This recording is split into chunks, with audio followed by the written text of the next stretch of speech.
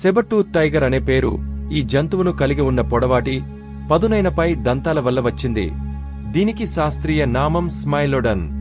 సెబర్టూత్ టైగర్లు సుమారు 2.5 మిలియన్ సంవత్సరాల క్రితం నుండి 10,000 సంవత్సరాల క్రితం వరకు భూమిపై జీవించాయి. ఇవి ప్రధానంగా ఐస్ ఏజ్, హిమనినగ శకం సమయంలో జీవించాయి.